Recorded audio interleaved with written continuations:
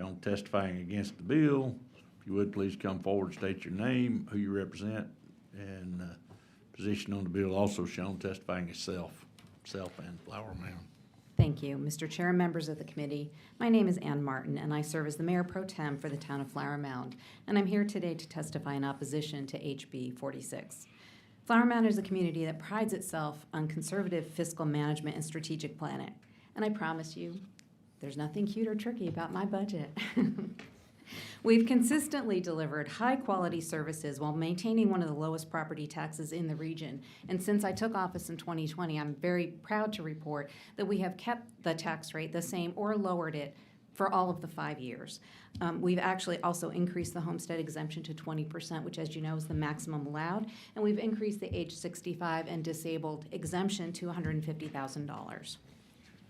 HB 46, like 73, proposes a cap on local government expenditures that would severely limit our ability to meet the needs of our current population as well as any who might move to our town.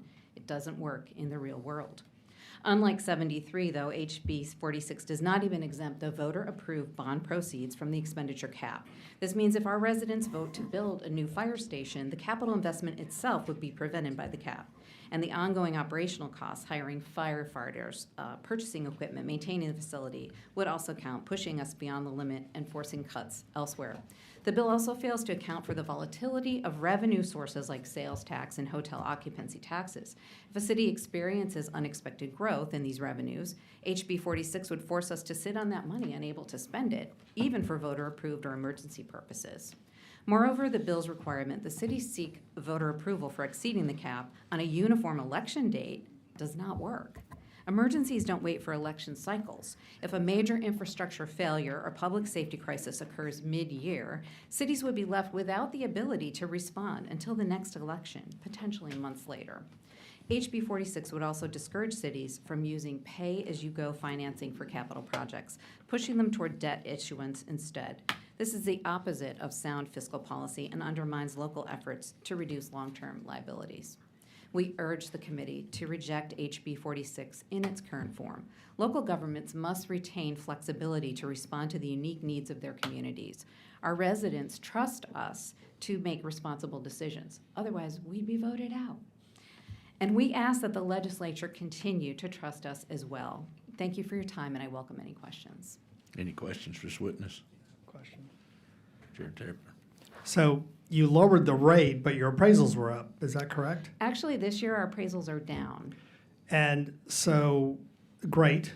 Really horrible, actually. But where has your expenditures been, over 5 years, I suppose? Steadily increasing. We have had some growth needs. We have had some maintenance. We've had some road infrastructure issues that need to be addressed as our community ages. But I would also add, though, to address the appraisal problem, raising the homestead exemption does a lot to address that. And we have maxed out. So if you want to raise that limit for us, we'll look to that as well. So wait a minute. So your appraisals were... Well, they were going up. So in 2020, they were probably moderately priced. And then, like many places in the nation, the value of homes increased as the demand increased. So yes, our appraisal district did raise those rates. But I would suggest if we want to raised the appraisal district raised the values. The values, yes, sir. But you were hindered by, just help me understand, you were hindered by the exemptions? No, we imposed the exemptions. We put those on to provide relief. I think the legislature You didn't require increase the exemptions. You did not require that we increase our homestead exemption. You allowed us to. Okay. And the maximum is 20%, which we are hitting this year. But every year we've increased our homestead exemption to help provide property tax relief. And also providing that $150,000 exemption to seniors and disabled went a long way. And we did that because that amount was like $50,000 that hadn't been adjusted for inflation. So last year I asked our financial team to adjust that for inflation, and my council said, yes, let's do it. So I want to cut to it again. Have your revenues been increasing? They're not increasing this year. They were, but new. So new development does bring new revenue, but they also bring more expenses. So it's a delicate balance. So this would not affect you if your revenues were not increasing? No, because this is not the revenue side. This is what we can spend, right? So you're basically saying we cannot spend any more than our growth, Right. right? So Right. the revenue So kind of are- is the different part of the equation.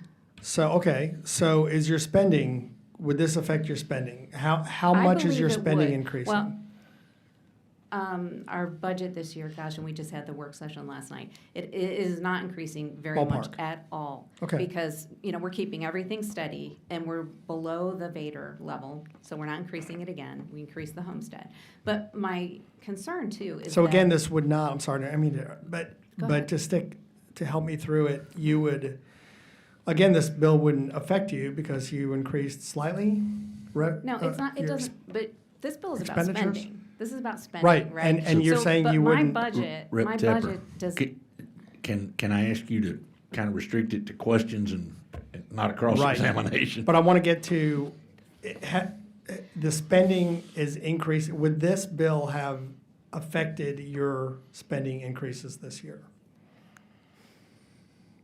I would have to look at the budget to make for sure, because it would be a year-over-year calculation. And I would have to compare what our growth rate was and what the CPI was, which, of course, prior testimony, CPI is not a good representation, because by your own admission, I'm buying concrete, I'm not buying eggs. Right. So, that wouldn't work for me. But the other thing is that a population growth increase is a lagging indicator. So how would I even be able to experience a growth in population if I don't have the funds in a year that I didn't spend prior to build infrastructure, roads, water, sewer lines? I can't have people living in the street to bump up my growth rate so then I can pay for those things afterwards. I have to build that first, and then the people will come. And earlier in this session, we talked about a housing shortage and expanding zoning laws to create more opportunities for more people to move in and more building. But that also would create expenses. But I can't have new people move in until I've built all that stuff. I can't build it until you allow me to spend the money to build it. So it just isn't working. Well, developers are building it. You're No. investing in infrastructure. Which I'm required to do. They are making some investments, but as a municipality, I'm required to provide municipal services. So certain level service roadways, for instance, water supply, sewer supply, that's on me and my taxpayers. So the other thing is, I don't want my taxpayers to have to necessarily pay for a new development that a developer brings in either. It's not fair to make them pay for that. But the new development brings back the tax revenue. But it's lagging. It's lagging. But also, if this bill were in place, again, it's not about the revenue that comes in, it's about the spending. So we're kind of looping. Yes. But I get it both ways from the cities, and I'm always amused by this, because they say, we have to grow and then we could spread the cost over to everyone, which has never been my experience. No, I'm not That was saying the that. argument in Austin for years. But then, then it doesn't mean we don't want to grow and have the additional revenue. Well, earlier this session, the legislature told me I had to grow. I'm not saying I don't want to, but I want to do it responsibly, and we have done that in Flower Mound with a process we call smart growth, so that we're making sure that we have the proper infrastructure and the proper budgeting to plan in advance. We have a CIP, capital improvement plan, that's budgeting 5 years out so that we can make smart decisions and we don't necessarily have to bond everything out. And we were current expensing some of these things, but now as our revenues are decreasing and our expenses are increasing, that revenue is not there for current expensing. Again, you're right, it's a loop, but are you expending more than 5% more a year? At times. It's not a linear growth year over year. If I need a new fire engine, it takes at least a 2-year lead time, right? So I haven't bought it in the past 2 years, so the year prior, according to this bill, I didn't spend it, so I can't spend it now. But you use TANs for those, don't you? It's a cycling tax anticipation notes for those fire engines I'm and not such? familiar with that term in my municipality. Okay, A really? TAN. Okay, thank you. That's not a mechanism I Any have other used. questions for Representative Rosenthal? Thank you, Mr. Chairman. I just want to level set. Sure. So, Ms. Martin. Yes, sir. First, thank you for being here and bringing testimony that's obviously real-world experience-driven. You're elected, right? Yes, sir. I'm I in my would- second term. I wish we had more elected officials who were responsible and had in-depth knowledge of the stuff that they're governing. Thank you so much. It's my town. It's where I live for almost 30 years. For These are 30 my people. I years. want to protect them. It sounds, from your description, like a model of conscientious economic conservatism at Flower Mound. Thank you so much. I take that as a sincere compliment. I give it that way. So what you're saying, I think, is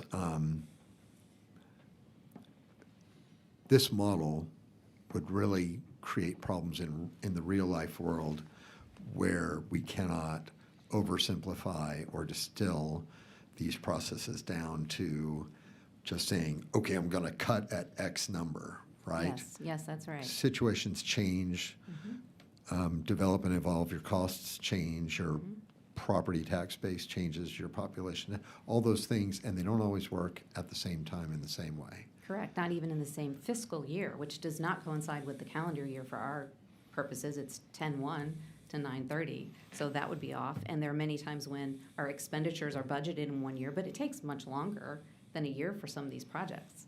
So it's just not a linear progression. And so to be limited by last year's spending would just not work. So we've heard quite a bit of testimony on this bill. I think yours is particularly valuable. Thank you so much. I'd love for you to teach a fiscal responsibility class to some of these other cities. Thank you. On that note, I was kind of thinking maybe we could test out of this bill because we're showing fiscal responsibility. We're doing it right. And it's very conscientious and it's very time consuming. But I'd be so happy for our town to come up and you can say, yes, you know what, you're great. This doesn't need to apply to you. So in industry, and it should also be in government, we should model successes and build on those. So whether I thought of it or you thought of it, if you see a model that is working successfully, you need to emulate that because that would just It can be proliferate. done. It can be done. Exactly. Thank you. Thank you so much. Any other questions? Thank you for your, Rep. Garcia Hernandez. What's that? I know, he's like, hurry up, hurry up, hurry up. Well, it's kind of getting late, so we have other ones to hear Yeah, too. thank you, Mayor, for being here today. I used to live in Flower Mound. My you my did? parents still live there, and fantastic. love what y'all do in Flower Mound. Very similar to one of the cities I represent, Capel. Yes, our Very- neighbor. Yes, your neighbor, fiscally conservative, constantly always finding ways to increase the exemption for our elderly and also always forecasting in the future to prepare for Yes. things as well. I really appreciate what you had to say about it, looking at it more about, certainly in areas that I think this bill has obviously shown that there are differences and you can't necessarily do a one size fits all, right, approach. Yes. We've got some areas that have high growth areas. We've got areas like, in particular, Capel, that essentially is completely built out. We're not going to see a high growth in that area because they have just completely, used up all of their green space at this point. But some of the things that they have encountered, which I'm sure you probably have as well in Flower Mound with being so close, is the things like technology.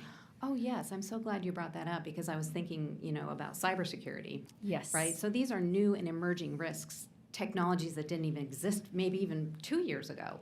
But now we are charged with protecting our town from those risks. And of course, that's going to bring new expenses. Absolutely, and during our main session, we spent a lot of time talking about how we can make sure that a lot of our municipalities are in a good place where they can make sure that they're protected from cybersecurity because that can wreak havoc on our public safety.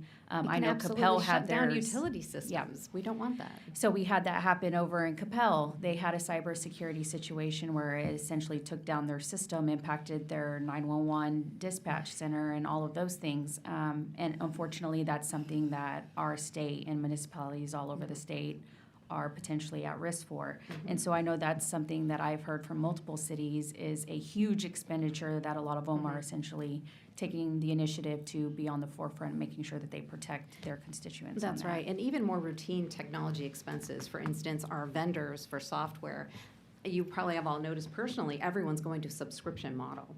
And it's not less expensive than it was the year before, and it's not tied to the CPI. Sure, and then I know as well, there are some of our agencies that are requiring more requirements on all of our municipalities. So one of them that I know Capel had raised was the TCEQ revised their street cleaning standards for all of the cities. And I know Capel, theirs is going from 25,000 to 100,000 annually. I assume that that's probably across the board for all of our municipalities. Yes, and those special funds, the ones that are segregated, that are not commingled with the general fund, you know, we don't necessarily have control over all of those incoming expenses, because even like water, we buy water, and we are, I was listening to the testimony earlier about rainwater catchment and conservation, but we are locked into sometimes a 20-year contract with the water provider. And so it's an ongoing expense, and they raise the rates, and trash collection, and just everything. We're getting hit with everything. Yeah, I know Capel had also notified me about Encore raising Yes. what they're essentially going to be requiring for them, a 51% increase on just street lighting fees. And this is just stuff that literally can happen within a next year budget. You're already anticipating that you're going to have to forecast for that. And so also the timing of calling an election to have our voters approve this would be very difficult to time. And then if we really did stick with, did I hear a 2/3 requirement, 2/3 approval, right? I just don't understand how we would even have the time and energy to get the education out to share with our voters the real reason why this is a necessity Sure. to reach that many people. Yeah, and I know at least all of the cities had communicated that as far as, some of these bills in and of themselves do not take in consideration the third parties that you are having to contract with. Yes. This bill isn't anticipating any increases on their ends on top of the municipalities that ultimately have to be passed down to the taxpayers as well. That's right. Yeah. And I think, I very much appreciate the idea of controlling property tax rates, because no one wants to pay unnecessary money for things that really aren't needed, or I will add the caveat, wanted. Because I'm sure if everyone here looked at our budget, each person might find some things that they think are unnecessary, but that would be based on personal opinion. But my residents have the opportunity to express their personal opinions on what they want by merit of coming and living in our town and making a huge investment, and then by voting for us. So there is that opportunity, and they love parks, they love trails, they love our senior center. They want that, and they will happily pay for that, whereas maybe not everyone would. Sure. But that's why they live in Flower Mound. Absolutely. Well, thank you so much. I appreciate it Thank again. you. I appreciate the opportunity, Sure. and I hope you all would take that under consideration. I'd be happy to help in any way possible. Don't for go the anywhere yet. details. You got another question? Oh, I do. Rep. Lowe? Please. Hi. Yes, sir. Thank you for coming. I have a question. Have you talked to your constituents about this, and are they supportive of the bill? Do Well- they support limiting property tax increases, or do they not Well. support it? Yes, sir. In general, my constituents want fair property taxes.